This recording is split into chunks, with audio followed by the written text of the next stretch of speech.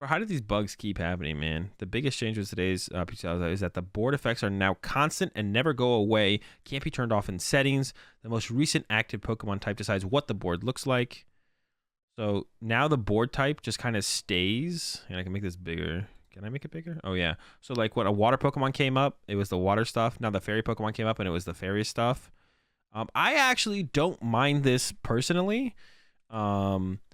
Maybe it is a little bit much. Like the current ones are maybe a little bit much. I actually talked about this and I was like, when the effect changes, it should be cool. It would be cool if it changes constantly. But actually, I think a better way to do this would be the last Pokemon that took a knockout. It should change to the last Pokemon that took a knockout, and not every time a new Pokemon comes to the active. That's just like too much.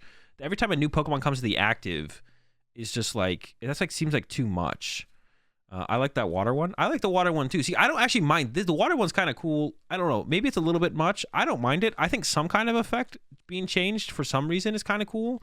But maybe it should be when a Pokemon takes a knockout. Like if a water Pokemon takes a knockout, it turns to the beach. And then it stays at like the beach. But maybe something not as, like these are kind of distracting. There's kind of a lot going on for like a card game, to be honest. Maybe there's too much going on. I mean, the beach one's kind of calming. Like the Remoraid takes a knockout, it turns to the beach, and it stays at the beach until the next Pokemon takes a knockout. It should match the stadium, to be honest. I think that would be fine as well. If the background of this kind of stuff matched the stadium instead, I also think that would be fine as well. I don't mind it being constant. I can understand, and I haven't played PTCG Live in a while, so I'd actually play it and like play in the game to see how it actually truly feels.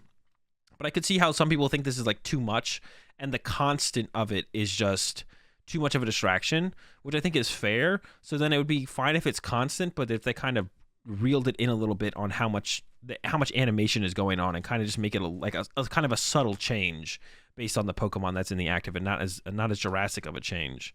I don't know if there was another video here from Trust. There's a visual glitch with the waterboard effect where it flickers every few seconds. Oh, it does, yeah. That's annoying.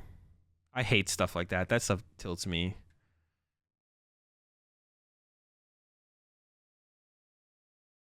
Oh, now it's fine. It was when they didn't have a basic Pokemon in play. I mean, it's still not an excuse, but as soon as they put a basic Pokemon down, it fixed, right? Yeah. The only good one. The water one is the best one because it's like the kind of got like this. And that would be cool. Better maybe if they did it like that. If they did it like the field and they just surrounded the field with other stuff. They should probably just take the water one and do that for all of them. They should do that. They should take the water one and do that for all of them. So if it's like fire, there's like fire around this like little battle stadium, but make it not sand, make it something else. But yeah, overall, I mean, I don't hate the idea of a constant effect happening when something happens on the board, but I understand why people don't like currently what it's at, and maybe it should be like a little bit more subtle for sure.